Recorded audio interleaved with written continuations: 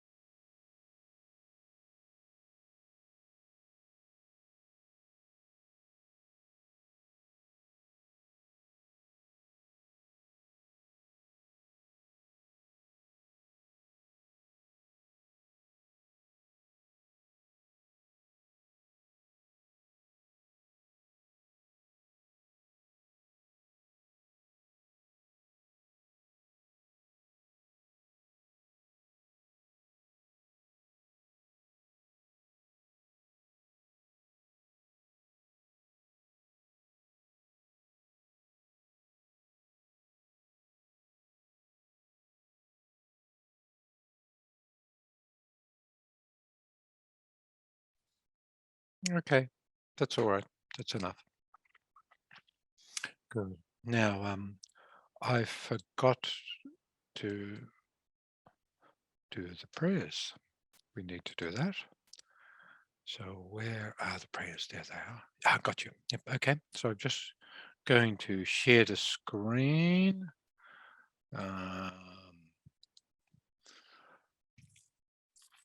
Good. So we start with refuge and bodhicitta. So we're just going to share here. Okay. Can you all see the refuge? Okay. Good. Okay. So we just in English first. I take refuge until I'm enlightened in the Buddha, the Dharma, and the Supreme Assembly. By my merits of generosity and so forth, may I become a Buddha to benefit transmigratory beings. I take refuge until I'm enlightened in the Buddha, the Dharma, and the Supreme Assembly. by my merits of generosity and so forth, may I become a Buddha to benefit transmigratory beings. I take refuge until I'm enlightened in the Buddha, the Dharma, and the Supreme Assembly. By my merits of generosity and so forth, may I become a Buddha to benefit transmigratory beings. Okay, now we do the Mandala Offering. This ground is blessed with scent and flowers strewn. Adorn Mount Meru, the four lands, sun and moon, and all those asteroids out there that Michael was talking about. All the asteroids, give them all the asteroids. We want to offer all the asteroids, transformed as a pure land and offered. May all wandering beings enjoy this Buddha land. The inner Mandala Offering. All those objects of my mind's three poisons, coveted friend, foe and stranger, body, wealth, worldly pleasure, without a feeling of loss I surrender. Receive them, please, and free all beings from their bondage. Idam Guru Mandala Kamniyataya. So I'm just going to keep scrolling through. We'll get to the Lama Tsongkhapa's foundations of all excellent for foundations of all good qualities, the Lamrim prayer. So if you wanted a good text that encompasses the whole path from beginning to end in 2 pages, this is the text, the foundation of all good qualities. It's actually got the entire Lamrim in 2 pages. It's absolutely awesome. It's a bit, because it's so condensed, it needs some explanation. Somebody needs to explain it, but it's got and also includes Tantra. So it's amazing. It's amazing. So anyhow, but foundation, we're just going to do the first 3 verses because that covers what we're talking about. The first verse is about Guru devotion. So we'll just read the first verse. The foundation of all good qualities is the kind and perfect Guru. Correct devotion to them is the root of the path. By clearly seeing this and applying great effort, please bless me to rely upon them with great respect. Now, the when we recite this, we imagine sort of like the Buddha or our Guru, or the Buddha and Guru as one, in the space in front of ourselves. And then usually it's the last line, like when it says, please bless me to rely upon them with great respect. The first recitation, we imagine white light coming down and purifying all the obstacles to us that prevent, in this case, us understanding the Guru's qualities and developing Guru devotion. So we imagine all the obstacles that prevent us understanding the Guru's wonderful qualities and developing Guru devotion, it disappears. And then the second recitation, we of the last line, this is one tradition. Then we imagine golden light coming down from the Buddha, our Guru, and then actually giving us those realizations.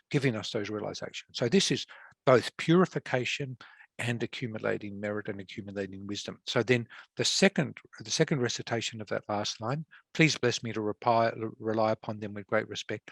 Then we imagine the golden light coming down, and that gives us the realizations of Guru devotion. So we actually understand the nature of the Guru, their kindness and their qualities, and develop an intense devotion to the Guru. So we can just imagine that the white light coming down first, purifying all the obstacles to us, to understanding the Guru's ultimate nature. And the second recitation, please bless me to rely upon them with great respect. That golden light coming down, and we actually now can perceive the Guru's ultimate nature. Like, for example, Lama Sopa Rinpoche, His Holiness the Dalai Lama, they are the Dharmakaya. They actually are the Buddha's mind, and from the Buddha's mind emanates the Nirmanakaya, which is that physical aspect we can interact with. Their speech is the Buddha's speech, and their mind is the Buddha's mind, and their body is the Buddha's form body. In that aspect we can understand. So we develop that intense sort of devotion. Okay. Now, the next verse here, understanding that the precious freedom of this rebirth is found only once, is greatly meaningful and is difficult to find again. Please bless me to generate the mind that unceasingly, day and night, takes its essence. So this is to do with the perfect human rebirth, its incredible rarity, and its difficulty in finding it, and its great meaning. It's rare, it's difficult to find, and it has such incredible meaning. So we have this incredible opportunity with this perfect human rebirth to become a Buddha in this life. So now we but we have blockages to understanding that. So the first recitation, when it says, please bless me to generate the mind that unceasingly day and night takes its essence, white light comes down, and nectar from the Guru Buddha purifies all the obstacles in our mind and our body too, to not understanding how precious this opportunity is. So we imagine that what purifying all the negativities, all the obstacles, the negative karma, etc. And then the second recitation, please bless me to generate the mind that unceasingly day and night takes its essence.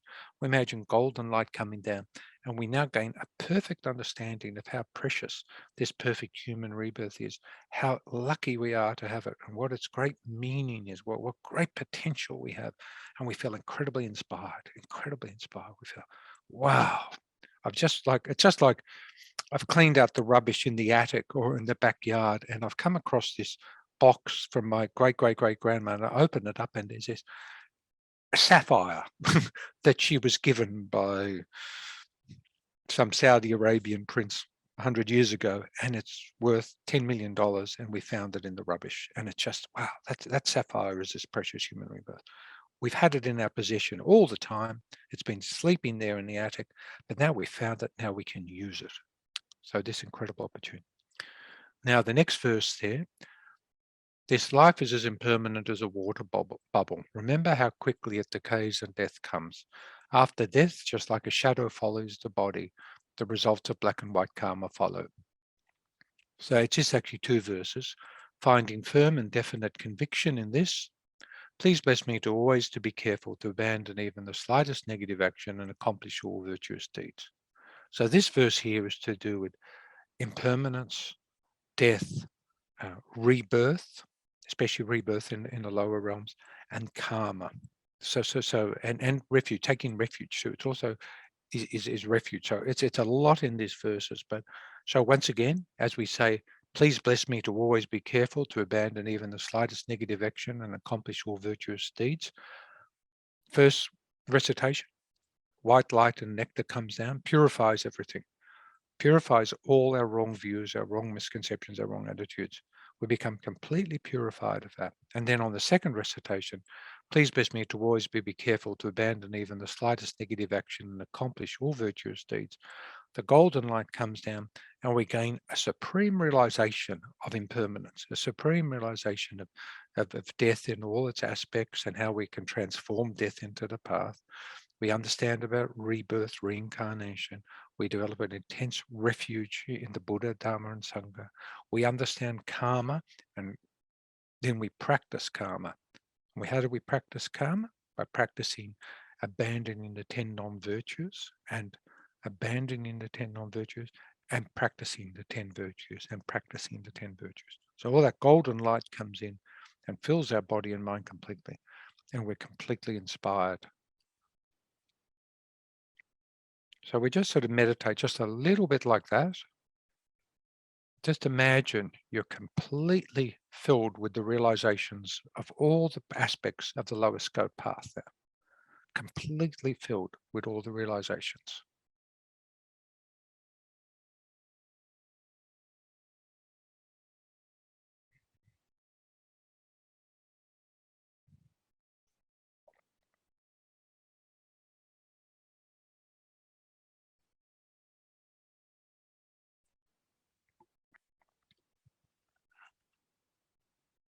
Okay, thank you. Thank you for your patience. Okay, good. Stop sharing. Good. Hi, back again. Now, can I ask a question? Please do so. Yes. You said on the second recitation. So do we read it once through and imagine the white light, or do we say the first stanza as white light and then the second recitation, by clearly seeing this and applying great effort, I then imagine the golden? Okay, good question. It's there are different traditions. Okay, the one I was taught was just the last line, which in English gets muddled up because in Tibetan, there's the last line is always, please bless me. So the stanzas are four lines long, and in Tibetan, the last line is always, please bless me. But in English, because Tibetans are funny, they sometimes put that bless me, the third line, the second line, or even the first line. You know, so it messes around a bit. In the tradition I've been done, we would, if we're reciting in Tibetan, we would recite the last line twice in Tibetan only. However, if you want to, no problems reciting the whole verse. So there's no problem. So I mean, the first verse is just a white light, and the second verse is the golden light. You don't even have to recite them twice. You can just do it instantaneously. But as you're reciting it, the white light, and then as you halfway through, then do the golden light. I mean, it doesn't matter. It's not. There are rules, and then there are compromises. You know, Tibetans are pretty good at compromising, and also it takes too long. Otherwise, people get, you know, irritated. If we make practices too complex, that they become, people don't do them. So anyhow, so that's one way of doing it, but it's not prescriptive. And if somebody teaches you otherwise, it's absolutely fine. But I thought, okay, so that's now we have. This could be really good fun today. I think this would be fun. Okay, so I'm just going to, this is one of the, I'm just going to share the screen again in a minute. We're on session 5. So this is one of the syllabuses that I was given, session 5. Okay, cool. So session 5 is the dissolution process, the 8 stages of death process, the role of karma, the 6 realms of existence and rebirth. Okay, this would probably take about a week or 2 of daily classes, or months, or a lifetime, really. But anyhow, I'll briefly introduce it, if that's okay. So the dissolution process, the 8 stages of the death process. So this is I am going to cover a lot of information, and this is just to give you something so that in the future, when you read this again, you'll thought, oh, that's right, we spoke about that, and I only got a tiny bit of understanding, but yeah, I'll stop sharing now. So okay, this is complex, so don't freak out. Okay, so I'm going to introduce the 8 stages of the death process, and to lay a basis.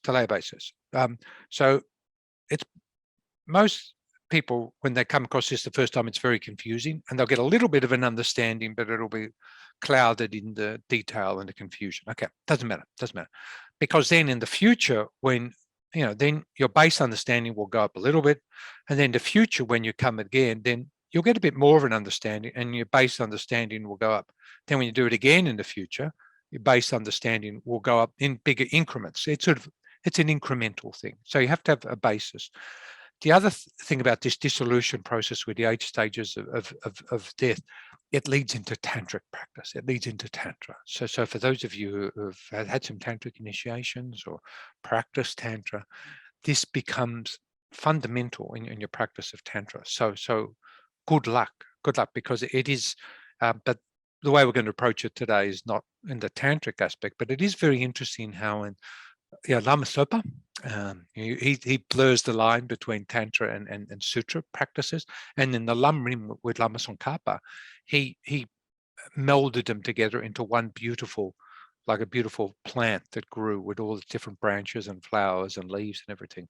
So he just created this. So we have this tradition, and we're very lucky. We're so fortunate that in the Lamrim tradition we have a process that allows us to start and develop all the realizations of the entire path from the basis. And the basis is guru devotion, perfect human rebirth, death and impermanence, and then refuge, karma, these things. Once we have those, that's like this trunk of the tree that will support us. And without that, we can't. So perfect human rebirth, guru devotion, death and impermanence, refuge, karma, understanding about rebirth and the lower realm. That's a trunk, and that will be supported. Without that support, then all the pretty things at the end, the pretty flowers and leaves, like tantric practice and other things, they won't happen without that solid trunk. So at the moment, we're looking at the foundations. So the dissolution process, the 8 stages of death. Okay, before I start on this, I do need to get some feedback. Who have any of you been involved in doing this, in studying this in the past? Have any of you had okay, almost a few of you have? No, okay, a few, about half have and half haven't. Okay. Now, can I ask, is that in the context of Tantra? Yes? No. Oh, okay. Okay. So, okay, a couple with Tantra, but mainly not. So, what I'll do is, so most of the people, about half the people in, a bit over half the people in the class have had exposure to this. About a few in the class have had exposure to this in the context of Tantra. I'll try not to blur the lines too much, but there is a blurring. Now, before we can go, this is going to get really complex. So get your skates on. We're going to be moving. And okay, the body and mind. What have we got? Okay, we've got the body, we've got the mind. Okay, that's simple. And also in Buddhism, we have psychophysical aggregates. So we have the channels, winds, drops, and they glue, I suppose we could say, they're the interface between the body and mind. So we're not a dualistic philosophy, we're more multi-layered philosophy. There's the body, there's the mind, and then there's the psychophysical aggregates, which interact with each other and allow the mind to operate, etc. Now, also, what is the body? We'll talk about the body first. The body, what is it composed of? Well, in Tibetan Buddhist philosophy, we talk about the 4 elements, and then there are 5 other elements as well: earth, water, fire, and wind. So earth, water, fire, and wind. Now they're the 4 great elements, and then we have internal. So this body has earth, water, fire, and wind, and then the external environment has earth, water, fire, and wind. For example, at the moment, you guys in Southeast America, you're really suffering with, earth, water, and wind at the moment. Like the hurricanes and things like that in the Fogo. In Australia and Western USA in summer, we suffer from fire a lot, and stuff like that. But up north we've got cyclones too. So these elements are internal, but they're also external. They're part of if we talked about Tibetan physics and physiology, it comes down to the balance between these elements: earth, water, fire, and wind. And then that causes disease. It causes disturbances in the mind. They can cause diseases such as lung, which is anxiety, depression, even psychosis. And then that is disturbances of the way the earth, water, fire, and wind manifest. But on the externally, we have the disturbances of earth, water, fire, and wind too. So earthquakes is where the earth element is particularly under stress. Hurricanes, tornado, hurricanes, and we call them cyclones, typhoons, they call them in Hong Kong, etc. That's your wind and water out of balance. And then we have fire and heat, which is out of balance. And in our world, and then we change the world structure. And I think as Michael was talking about the asteroids and these catastrophic events that can occur, then things can pull the whole balance, even in a world system, and then the whole world system gets changed. So that's important. So earth, water, fire, and wind. Now, when we die, the elements lose their functionality in an order. So the coarsest element is the earth element. And as we die, as we go through the death process, the earth element starts to lose its function. Now, what is the earth element? The earth element is the hard and obstructive thing. So in my wrist, I've got bones and hard structures. So that hardness, the earth element is that which is hard and obstructive. That's the earth element. Then that's the first one that loses its functionality. And as we are dying, then that gives a certain mental experience and also a certain physical appearance, external appearance that others can perceive. The next element that is the next less gross or more subtle, shall we say, is the water element. So the water element is that which is wet and moistening. So saliva, urine, marrow, blood, the fluid around the brain, the CSF fluid, etc., all these things, the lymphatic fluids, or they're a water element. And so as we die, then that one, after the earth element loses its functionality, then the water element starts to lose its functionality. So as the earth element loses its functionality, that rigid structure of the body starts to sort of evaporate. So the body becomes weaker, and the physical body just becomes weaker. As the water element dissolves and as somebody's dying, they start to dry out, because people who are dying, especially if it's a slow process, they get dehydrated and various other things like that. So it becomes dry. So you notice when people are drying, they become, as they die and they're going through long-term sickness, become very shallow, sucked in, and that's a water element result. And also their pulse becomes weaker because they've got less fluid there, the urine output drops, all these sort of things. The eyeballs become sunken, everything. The water element starts to lose its functionality. So we can perceive somebody else like that who's dying. And so we can understand what stage of the evolution of death they're going through. Because death, for Westerners, for us, death is when the breathing stops and the heart rate stops. Bang. It's like that. Bang. And then you're dead. Now, in Buddhist philosophy, that's not the case. Death doesn't occur, and it can take days to occur for the consciousness to leave the body. That's death, when the consciousness leaves the body. And for a great Lama or a great meditator, it could take weeks or months. So we have to be careful. Like Lama Yeshe, even though he died at Cedar Sinai, is that what's called, Cedar Sinai Hospital? Yeah, that he died there.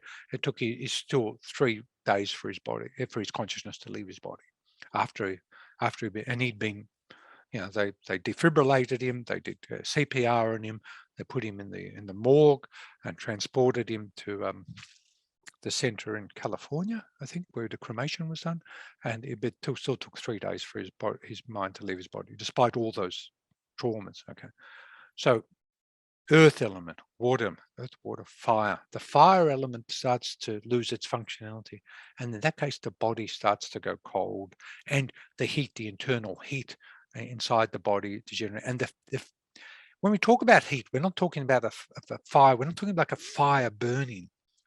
Although in certain tantric practices, we can generate tumo, which is that inner fire. We can generate tumo. Or I think in Sanskrit, kundalini, I'm not sure if it's the same word. We can generate that kundalini fire, which is manifesting that element of fire in the body and channeling it through the chakras and the channels of the body to generate bliss and subtle states of mind. Okay, so the fire element starts to dissolve in death. The body becomes a bit cold, but also the physiology. I mean, you've probably, some of you mentioned you got a background in science. Yes, I've got a background in science. And I remember doing our biochemistry, and there'd be, at a cellular level, the cells, each cell creates heat via these biochemical processes of I don't know, calcium transfer, ATP, and all, but I can't remember all the, but each cell is creating heat in the body. And that's how we say warm. We're warm-blooded. Okay, so each cell is creating heat, and then that process starts to dissolve, and that heat gives energy. So now the body is not, it's getting colder, it's getting less cellular activity, all the organ functionality is starting to stop. So as we perceive the body, now that person is the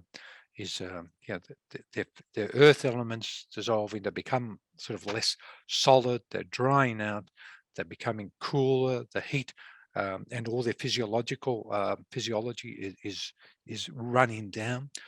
And then finally the wind element. Now the wind element that's energy, but literally also the breath. Literally also the breath. So as the wind element loses its functionality, then the person stops breathing. So we're at stage 4 now of the death process, and there are 8 stages. So there's another 4 stages before death occurs, and we're only halfway through. Well, not really halfway through, but we're counting to 8. We're halfway through. It could be a quarter of a way through, or whatever. But so as the wind element dissolves, then the mental functioning, the wind and the mind go together. So now all the coarse mental functioning has stopped. All the coarse mental functioning, because the wind carries the mind. The wind is like a horse and the mind is like the rider of a horse. So the wind, as the wind element dissolves, then we lose our ability to think in gross forms. Now, they're the first four. So earth, water, fire, wind dissolve. Now, we can also look at it in another way. Well, okay, so we have what's called the five aggregates. Do you know what? Anyone heard of the five aggregates? Good. Okay. Form, feeling, discrimination, compositional factors, and consciousness. Okay. Form, feeling, discrimination, compositional factors, and consciousness. Now, they sequentially lose their capacity to function during the death process too, in a similar sort of way, and contemporaneously with these. So as the earth element dissolves, the form aggregate loses its functionality. So, and that's, you would expect that because the form is physical, it's hard, and as the earth element loses its functionality, so the form aggregate starts to lose its function. Earth, water, and then as a water element dissolves, the aggregate of feeling loses its functionality. Now, feeling is simply when we contact something, we either like it, dislike it, or feel neutral towards it. Okay, so there's a nice orange, nice little orange. I contact that, and then I feel feeling towards it. And I feel, oh, it's really nice. I'm a bit hungry because it's lunchtime is calling, and I think I would really like to eat that. But I like that orange. I like that orange. However, this morning, when I picked up one of my pears to have for breakfast, I turned it around and it was rotten on one side. So I didn't like that pear, that I had to throw out half of it. So that's a negative feeling. So feeling, the aggregate of feeling has positive, interested in, disinterested in, and just neutral sort of feelings. So that ability to feel dissipates, loses its functionality as the water element dissolves through this process. So as you're dying, you feel your aggregate of feeling starts to diminish. I like this, I don't like this. I feel neutral towards it. So this is the process we are going through as we experience the death process. Earthwork. Now, fire, as the fire element dissolves, this is the aggregate of discrimination dissolves, and discrimination knows one thing from another. Okay, for example, okay,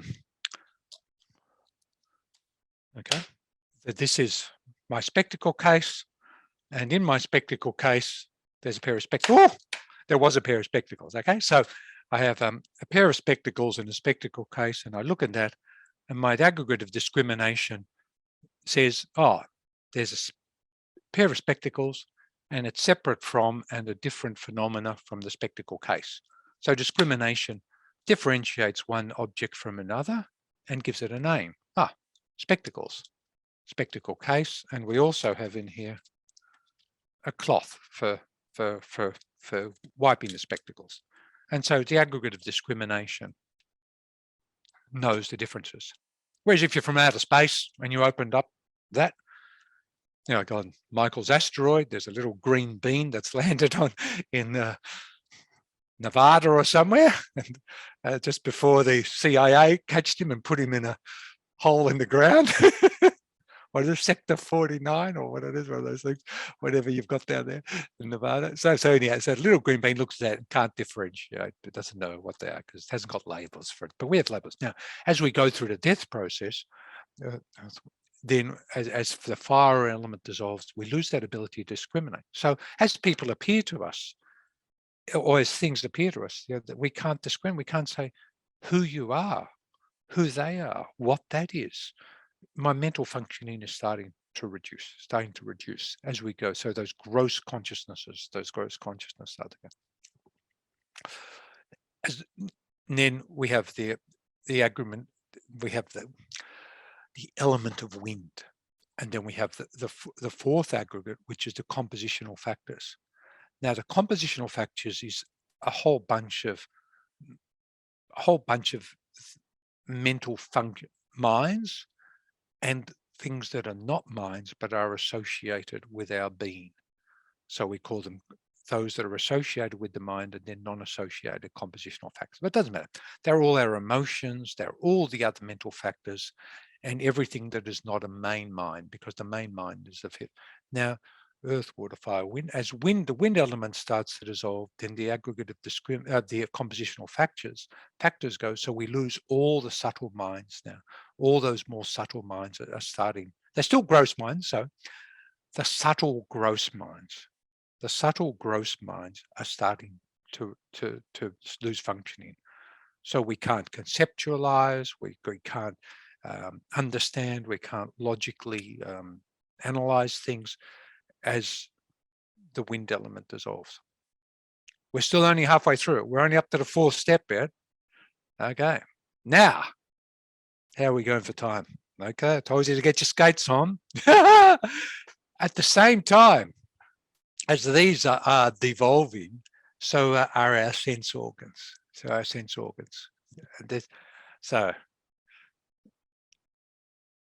as the earth element dissolves, which is the aggregate of form dissolves, our eye consciousness stops working. So we can no longer see.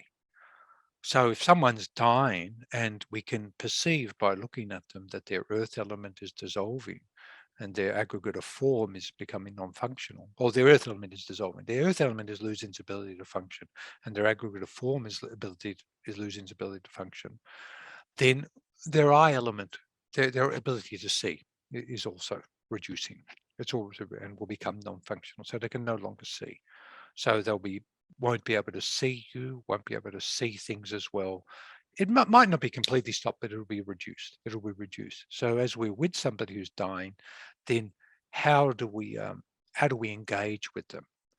And this is where Lama Sopa's so clever, and he's got so many different ways we can engage with people who are dying, and also we can prepare for our own death, so that we can get others to help us through the process, so that when we die, we can if our helpers and carers can understand the process, they can still engage with us in a way that we can understand. That's what's really important.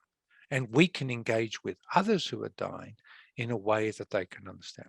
For example, if somebody's deaf, there's no point yelling at them. They can't hear. But if you know sign language, then you can communicate, can't you?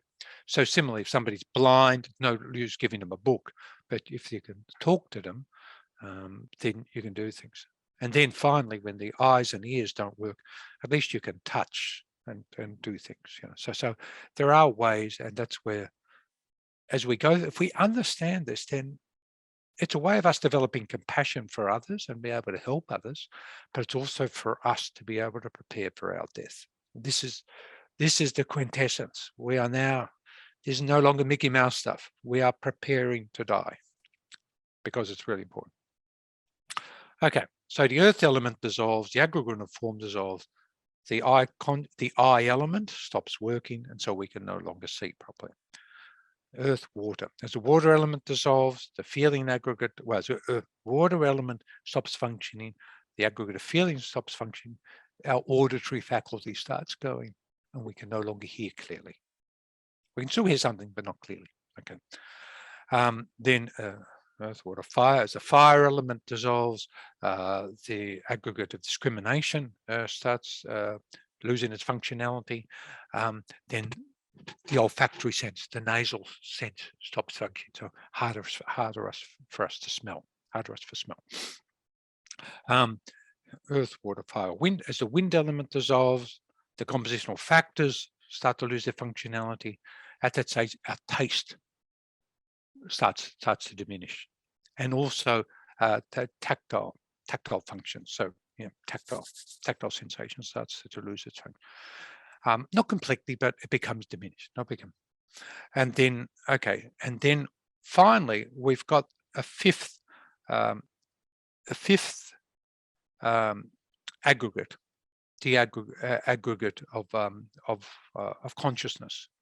Now, this is just sort of, well, I suppose we call it it's raw consciousness, okay, without visual consciousnesses. So the gross consciousnesses are like what we see, what we hear, what we smell, what we taste, what we touch. These are gross consciousnesses. Now in the death process, they've all stopped. They virtually all stopped, non-functional. We are now left with the pith consciousness, which is just mental consciousness. So what we have now is mental consciousness. Now, there's another 4 steps in this process. And this is where we have very just subtle consciousnesses. So we have the pith consciousness, the 5th aggregate, the pith consciousness. And then we go through what are 4 more stages until we finally do. Now, at this stage, the person has their body stopped moving, the fluids in the body have dried up, they're getting cold, the body's getting cold, and there's no wind element. So they have stopped breathing. They are clinically dead. That person is clinically dead. I am clinically dead. I'm dead. But there's still these other aspects of consciousness that are there. Now, I'm just going to give the names to it because of what appears to our consciousness. And when we say appears, we think, oh, what we see. But no, we're not seeing anything because our eyes aren't working anymore. We're seeing with our mind. For example, if I close my eyes and I think of the beach, going down the beach, then I see the beach. I'm seeing the beach. But I'm not seeing the beach. I'm seeing you. I'm seeing this camera on top of my computer. But if I close my eyes, I'm seeing the beach. And if I really want to think about it, I can feel the sun on my skin. I can hear the waves. I can smell the salt water. I can feel the sun and feel the sand between my toes, and even the taste of the salt water on my lips. So, but they're all mental consciousnesses. They're mental consciousnesses, but they've got nothing to do with physical because I'm sitting in this room in front of a computer. So we still have mental consciousnesses. And then the appearances, the first one is what we call white appearance, because what's appearing to the mind, my experience at that moment is clear white. They say like an autumn sky.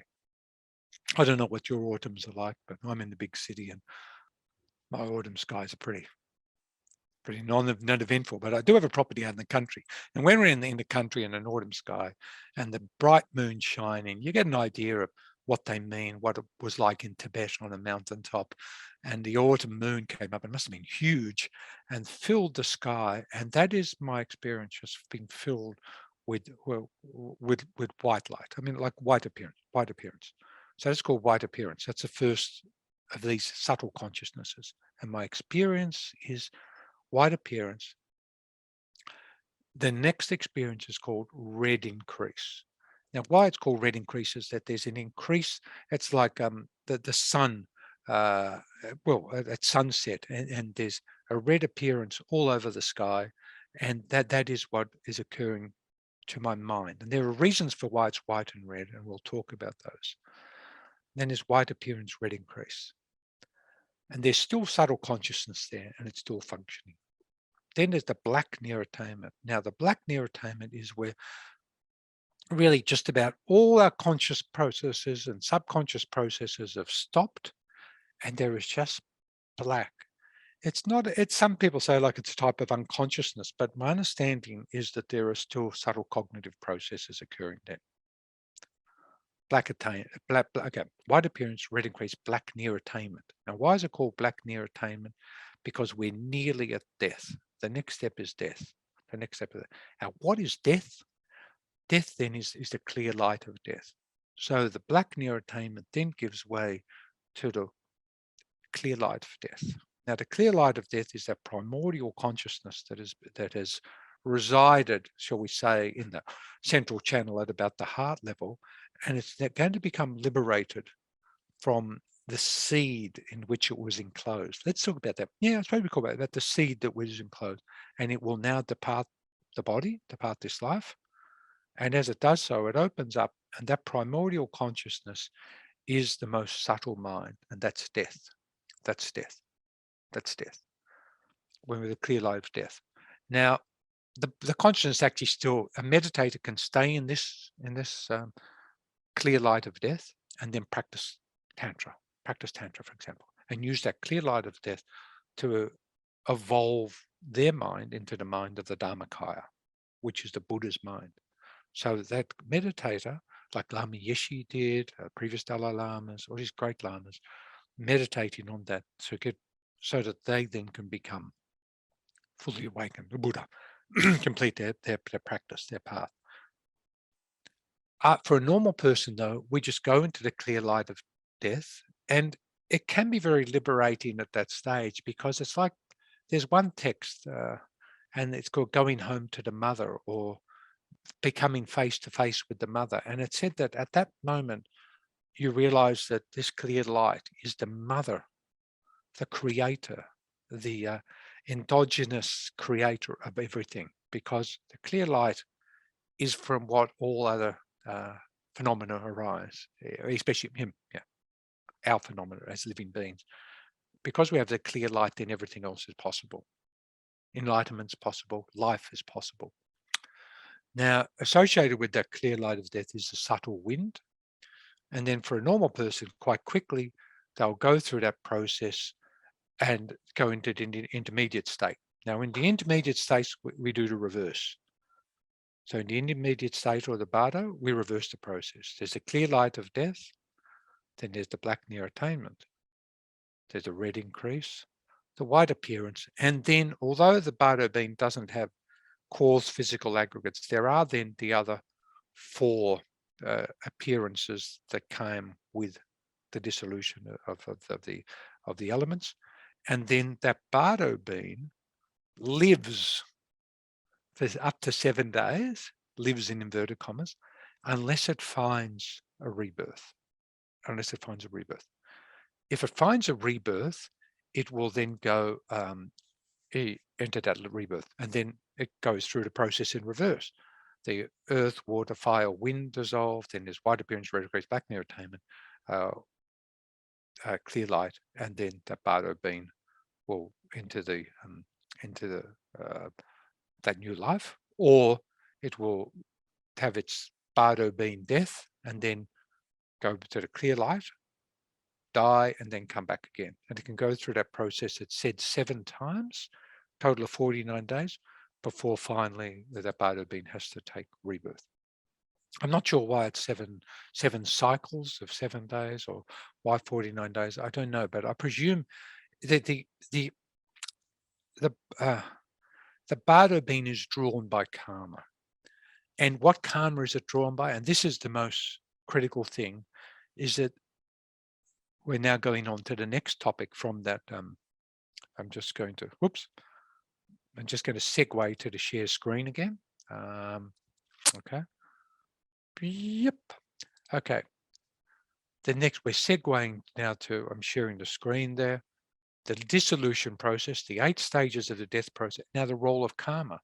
What's the role of karma in this? Well, as we die, the karma for this life is extinguished, but the karma for the next life will ripen, will fruit.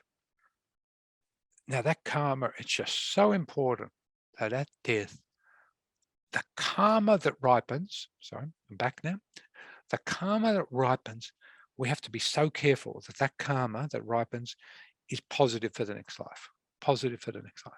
So this is where we can really help people. We can really help people who are dying, and we can really help ourselves, and we can help other people, get our friends and help to make sure that that karma at death, as we're going through this process. So we've got to imagine what it's like. We're lying in bed. It's a hospital bed or a palliative care ward or a nursing home. We'll say that. And we're lying there, and we can no longer eat. We can no longer drink. The food gets stuck in our throat and we just cough. There's people around us. There's noise. Gradually, our eyesight starts to fade. Then our ears start to fade. We can't smell things well. We can't taste things, and our consciousnesses start to shrink in.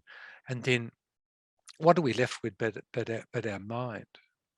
Now, what are we going to take into that time? What are we going to take into that time? Because that mind is going to act as a ripening cause for a karma. A ripening cause for a karma. What karma do we want to ripen? Do we want to be angry, for example? Do we want to be resentful? Do we want to feel hurt by people we've harmed, or they've harmed us, and we still feel resentment too, for example?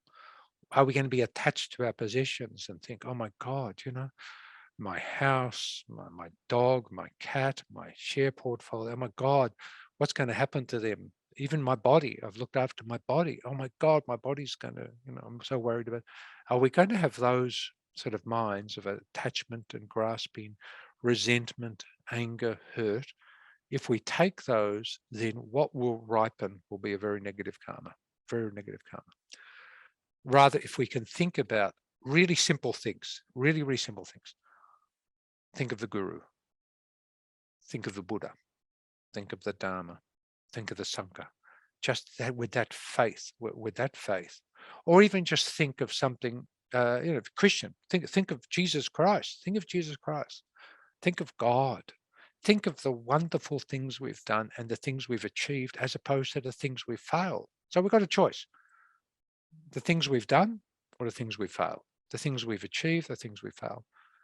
Often we're so focused on the things we've failed, we can't rejoice in the things we've done. So we rejoice in the things we've done. So rejoice in, and people need to feed us with that. No arguments, no family feuds around the deathbed. Just talk about the how wonderful you were as a person, your good qualities. Think about the Buddha. Recite mantras, for example.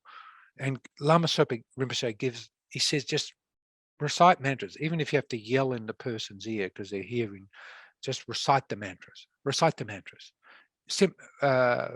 Chenrezig mantra, Om Mani Padme Hum. Tara mantra, the Buddha's mantra, or the special prayers for we can talk about the special prayers to go to Amitabha Pure Land, Medicine Buddha, these things. Recite the King of Prayers, recite the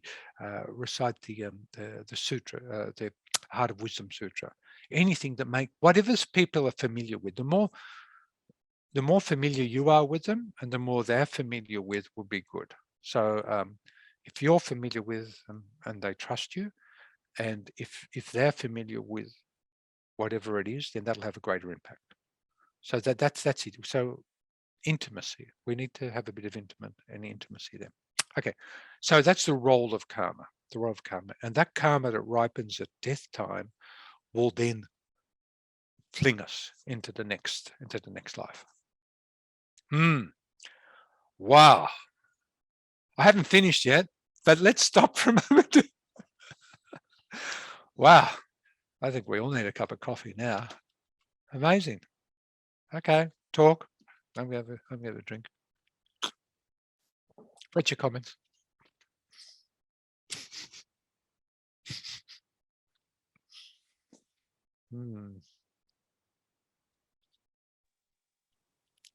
Yes, Barbara, please. Yeah. I understand that death process, that we go through that basically every time we sleep. And it's different things that happen in our lives. Yep. Now, what I try to do when I'm going to sleep is be aware of that process. But I get to the point where the earth element, I start getting really, really heavy. That I'm very aware of, but that's the only one I get to. And then that's it. Yeah. Okay. I don't get to the water. I don't know what that's about. You know what? I don't know how to try to do it. Yep. That makes sense? Absolutely makes sense. Oh, absolutely makes sense. Yeah. Anybody else got any other comments? So I'll get back to you, but yeah. Any other comments?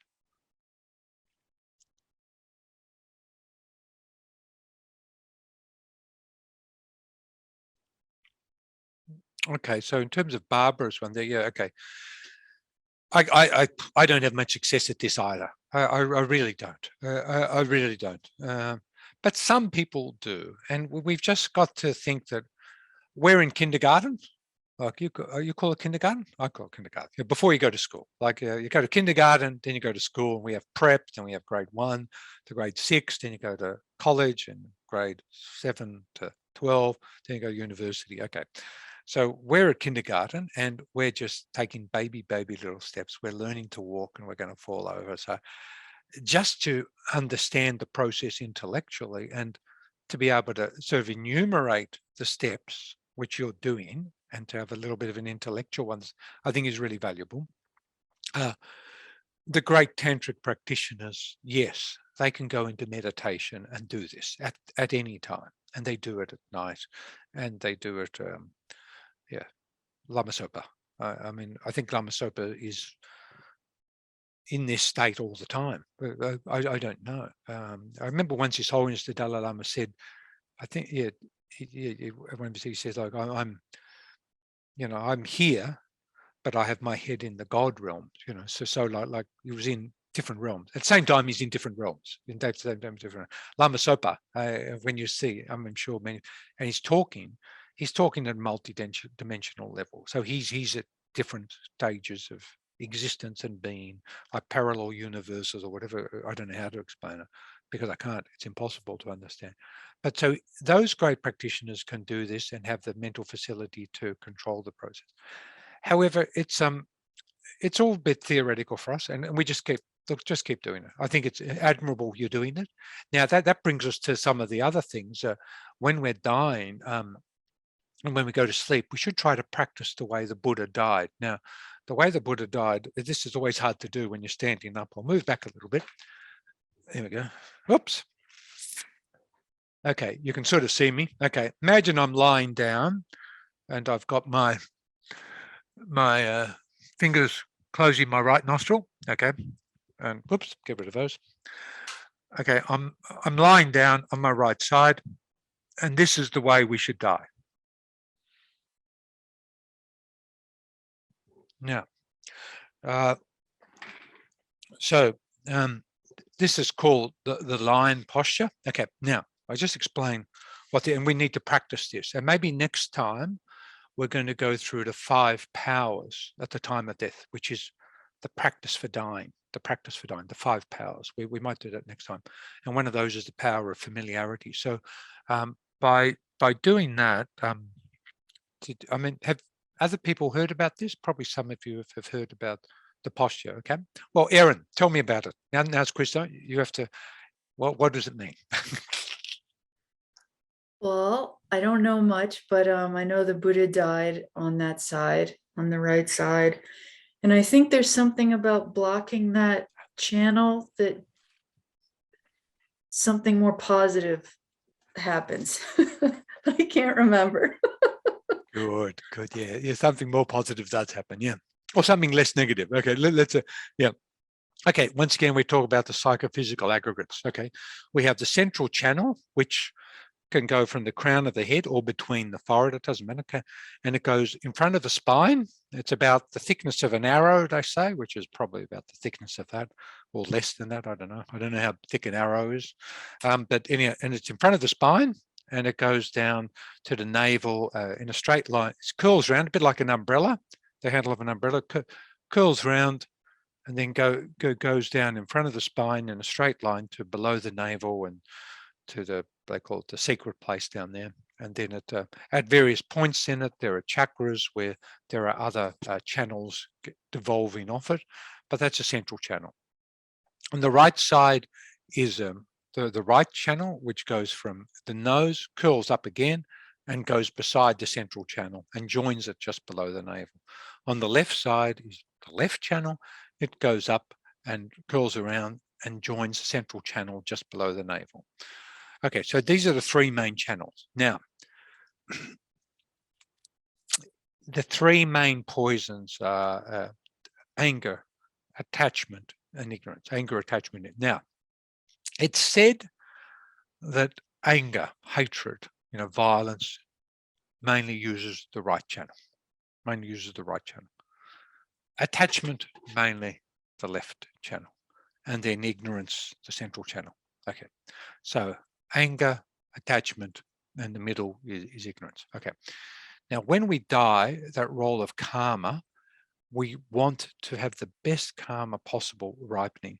So by blocking the right channel and lying down like the Buddha said in the lion posture, we may prevent anger arising, or hatred, or resentment, all the different varieties of anger. I mean, anger has so many, it can permeate, and resentment, buried, I don't know what you call resentment. Yeah. We have hatred, which is like explosive and violence, but there's that buried resentment, that buried from past harms and hurts. That's really dangerous. So we don't want that to. So by blocking our right channel, we may be able to reduce anger arising, because anger, if it arises, will generate a very strong negative karma, which will fling us probably into the hell realms. Hell realms, bang, not a good option.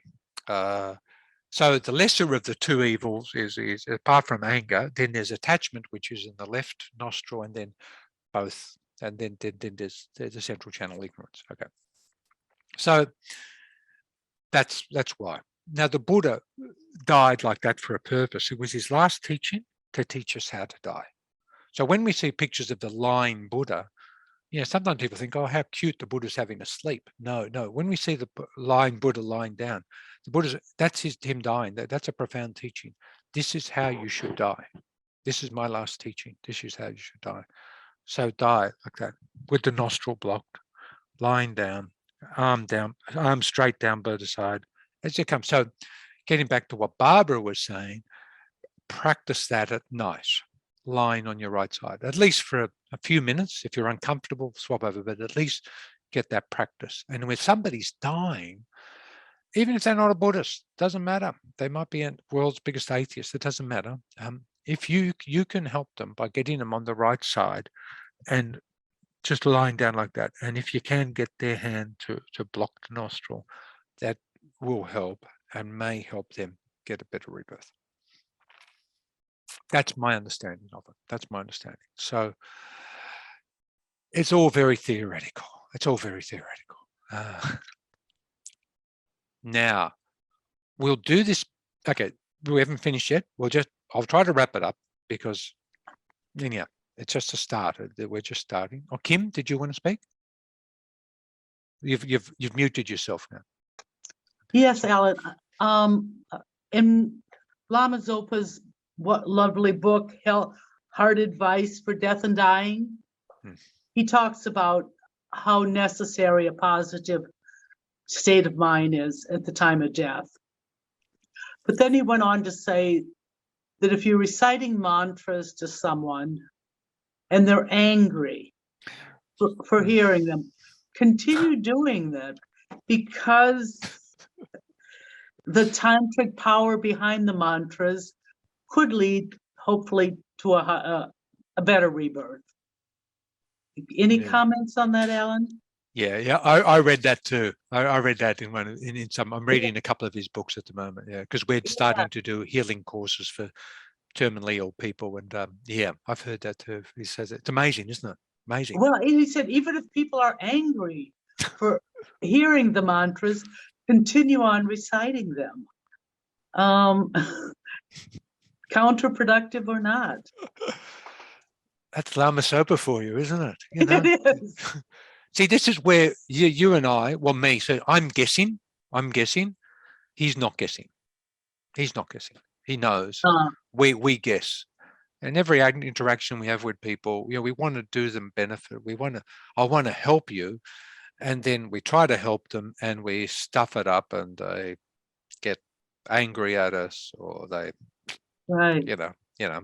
We do that in our own life, don't we? We try to believe we understand what people need, and we do our best guess at it, and we get training in it, and we become professionals in it. We still mess it up. But the advantage of Lama Zopa is he just doesn't think about now. He's thinking next life, or maybe 100 lives. So yes, we have to believe, I think, what Lama Zopa and then these great teachings said. It said that, like the Chinese, I've read this, and the Dalai Lama said this. He said that the Chinese, when they came into Tibet and destroyed the monasteries, and that they walked in, and there'd be a beautiful, tankas or beautiful frescoes on the wall of the Buddha, and then they would destroy it. And they said that the benefit of them actually seeing the Buddha and being in contact with it, even when they destroy it with anger, still leaves a positive impression. Wow. I mean, I cannot believe, I cannot believe it, but I do believe it because I believe the teachers, but it's just so anathema to what we normally think, isn't it? Right. So I think we just have to trust, Lama Zopa and the Dalai Lama and these great teachers.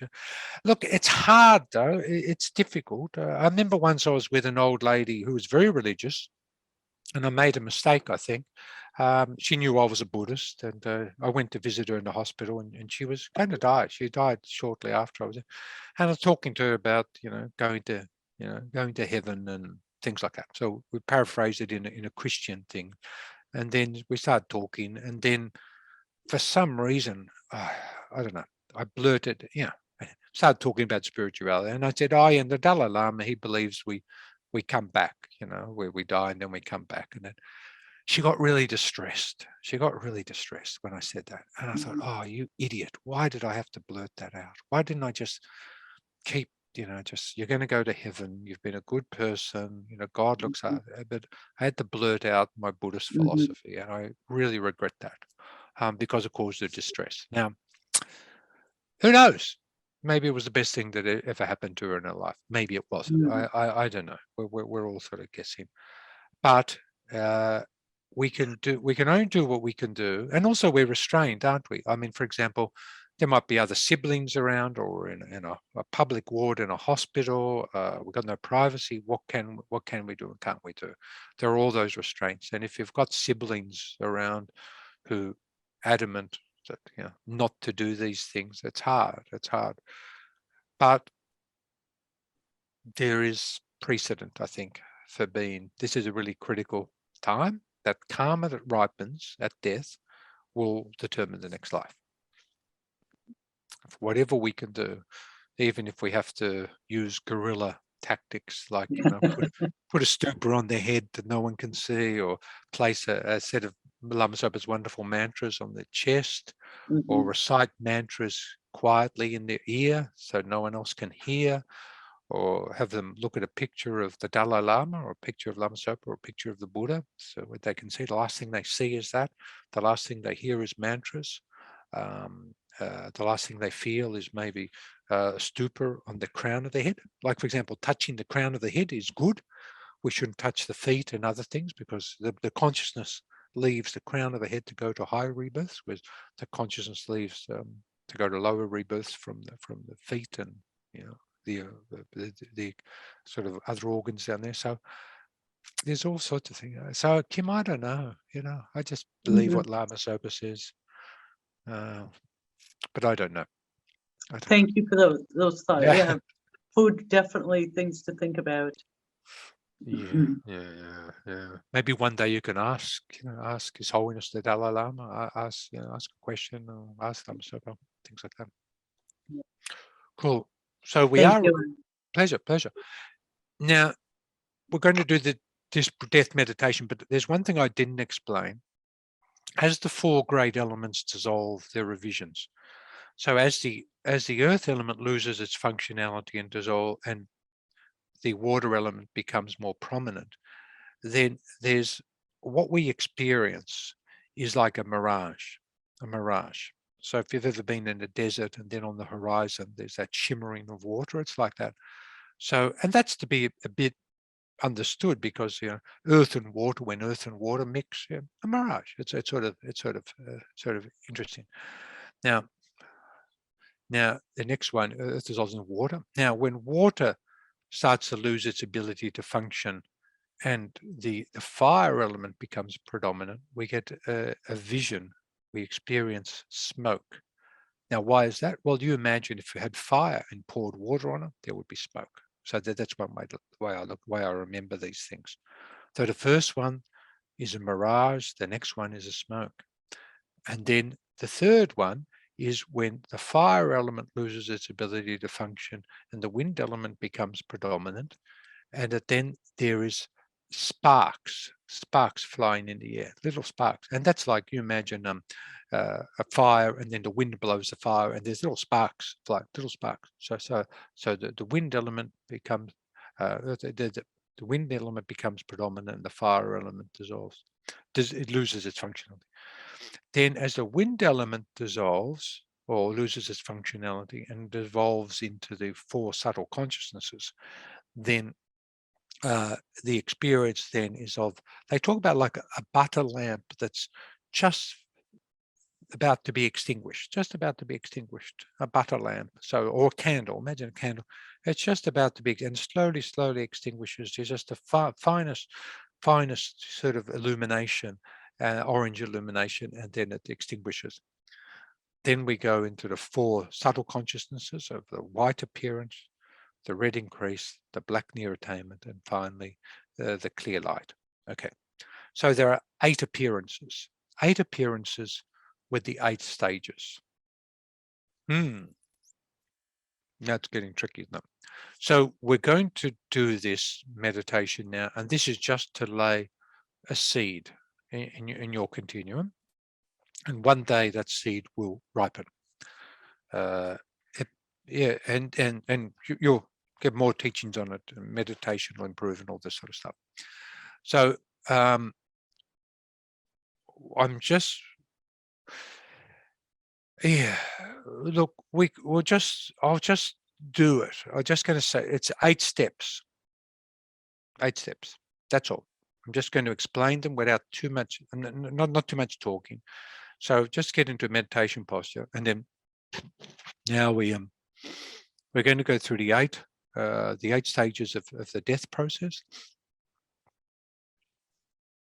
or the 8 stages of sleeping, as Barbara was saying, or anything, but the 8 stages of death, we'll call it.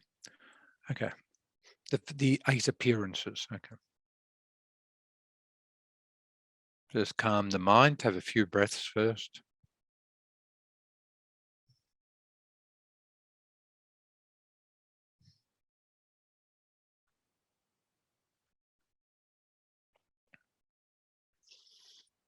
Okay, if you want, you can imagine yourself like lying on a bed, maybe in your home, somewhere peaceful, and you're about to die. You're dying. Or if you're not comfortable with that, to somebody else, but maybe for yourself, I'm about to die, I'm lying on my bed comfortably.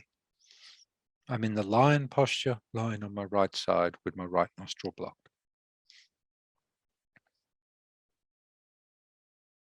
There's not too much noise, there are not too many people.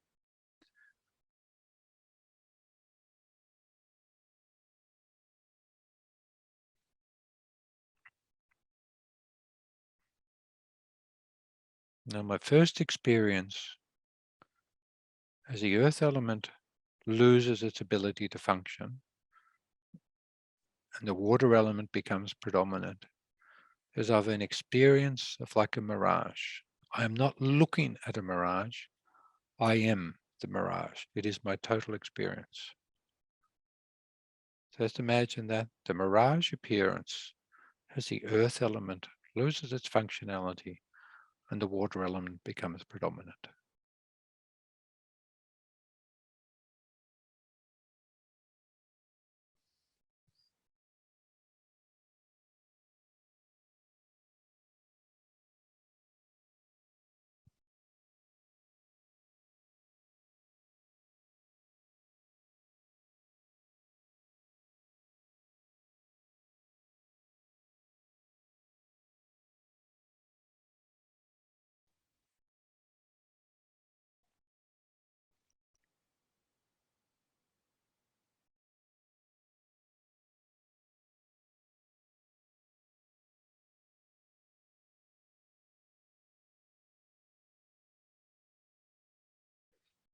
Now the next appearance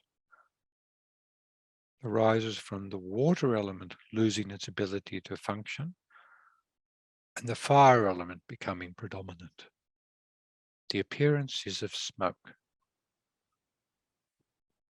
The water element loses its ability to function. the fire element becomes predominant, and there's an appearance of smoke. That is me. That experience is me. I'm not looking at it. It's an experience of smoke.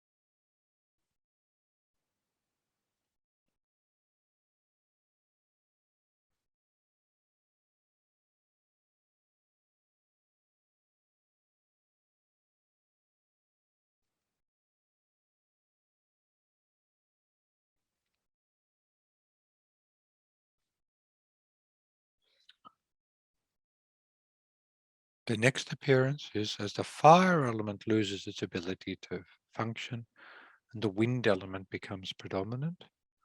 So the fire element devolves and the wind element becomes predominant. And we have the experience of sparks, the appearance of sparks flying, like the sparks from a fire outside. That is my experience.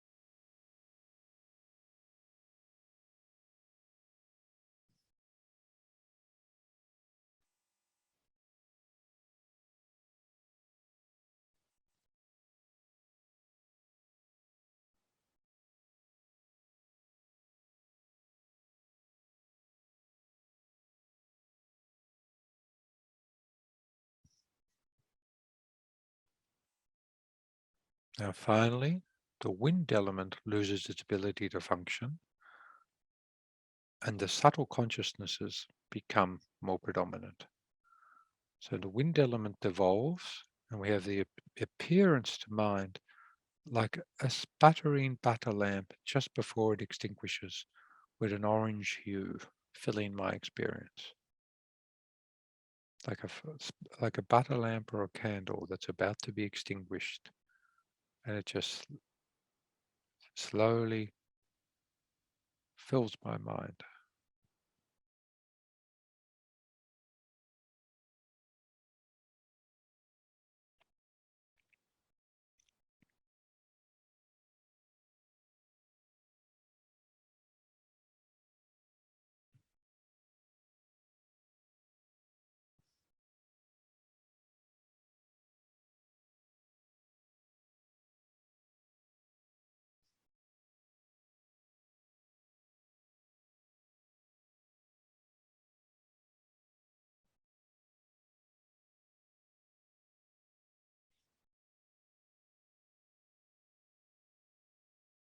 Now all we have is subtle consciousness.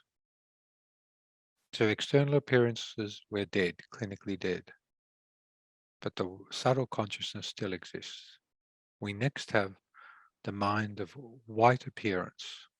Due to the gross consciousness is now working, we've uncovered the subtle consciousness.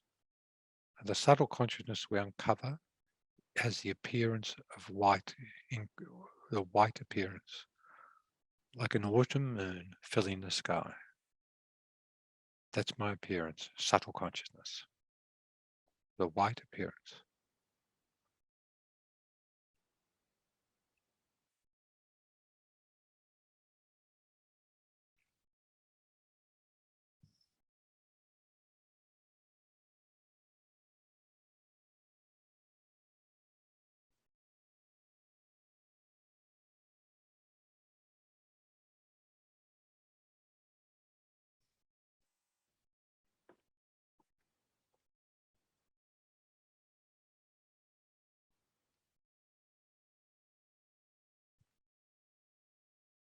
The next appearance is the mind of red increase.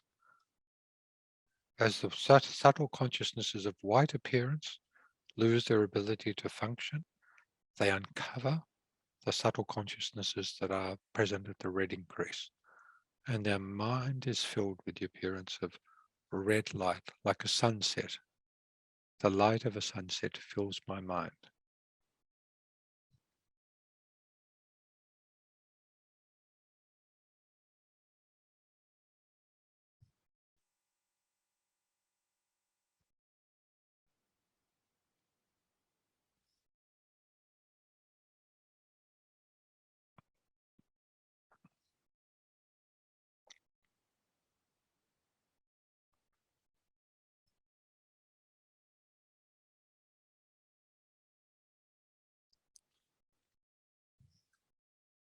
Now think.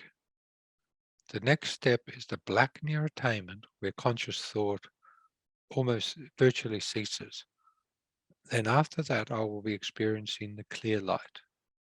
That is my opportunity to attain full enlightenment. The clear light, I must meditate on emptiness.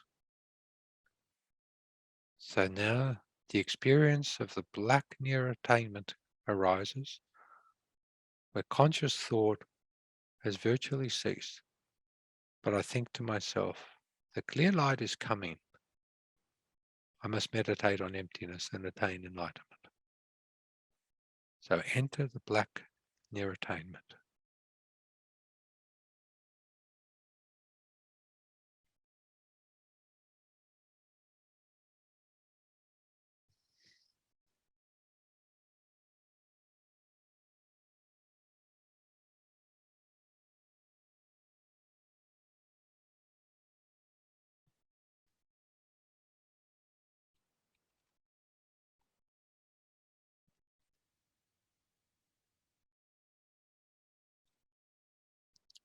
The Black Neurotainment gives way to the clear light of death, the primordial mind.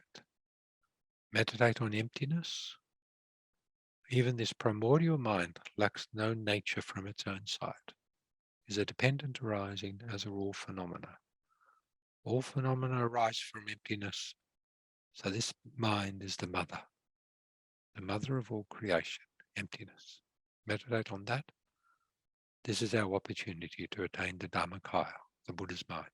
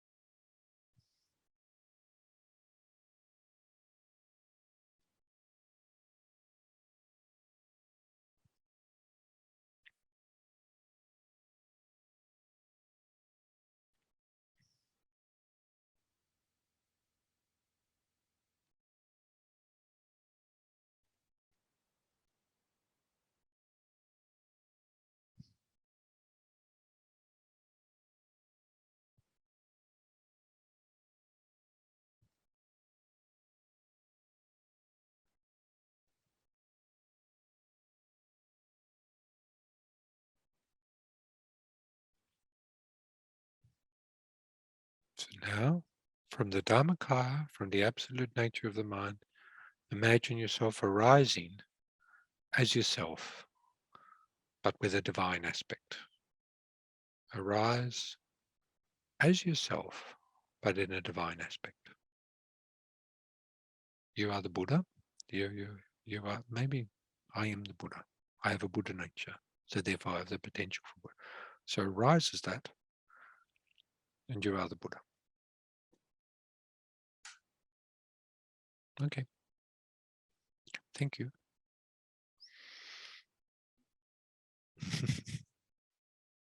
You all look the same. Didn't work. But maybe on the inside you're different. Maybe on the inside. Nice, huh? For Alan, maybe it worked for us, but it didn't work for you because you're still seeing us the same way. Yeah, I think you're right. Yeah, that's right. Oh well, we can only keep hoping and trying. Let's yeah, one day One day. So let's have a look. Okay, we're sort of about at the end for today. I mean, that's enough. Yeah, that's enough. We don't want this to be torture. Okay, before we do dedications, has anyone got any comments or anything they'd like to share?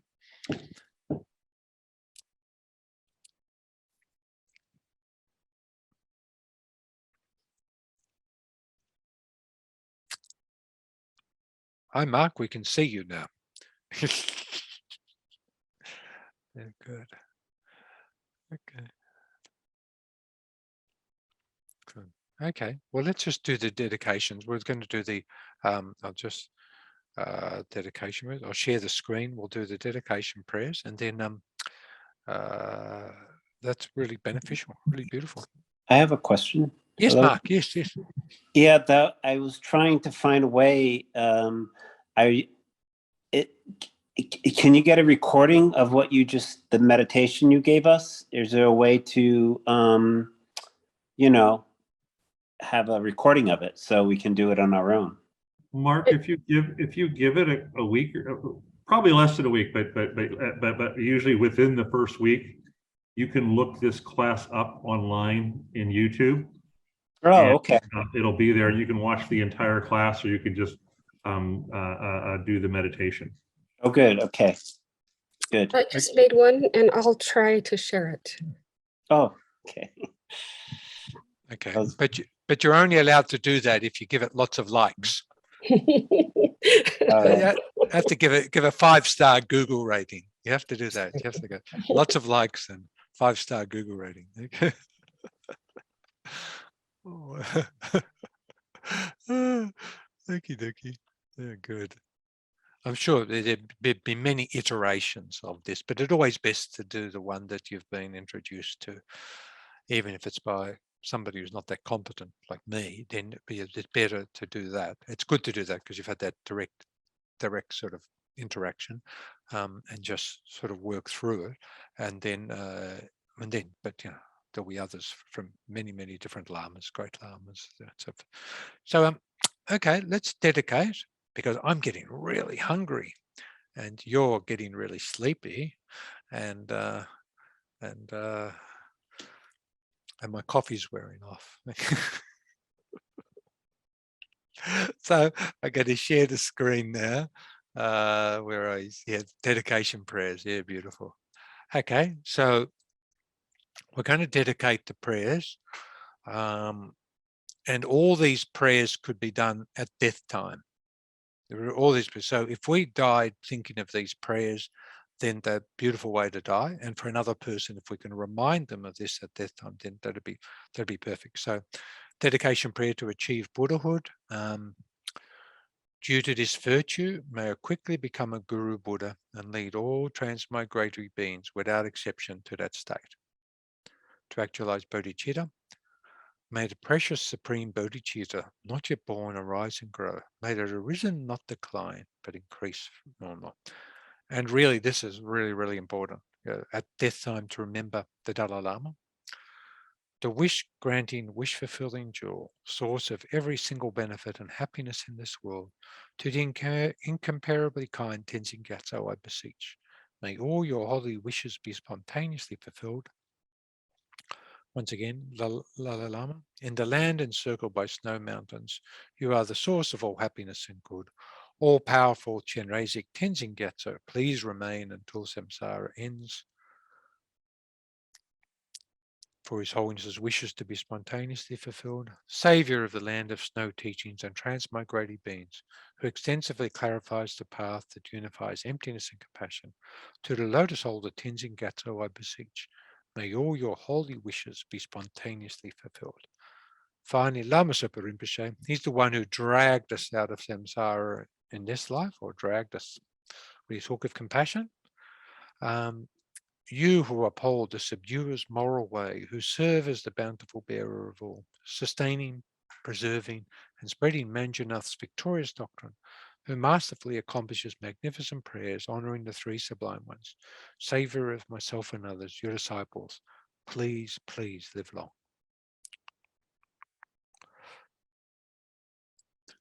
Cool. Okay, there's somebody in chat.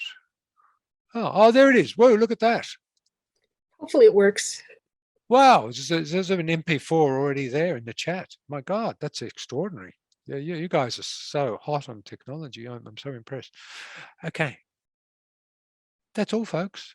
Go and have a good sleep. Go have supper and enjoy your time. Sleep. Try to sleep tonight like that. See what happens. And then next week is we'll do applying the five powers at the time of death. The 5 powers. You might want to look at the 5 powers at the time of death. The power of the white seed, etc. So that's useful. That's useful. Bye bye. Lovely to see you. Bye, Again. Ellen.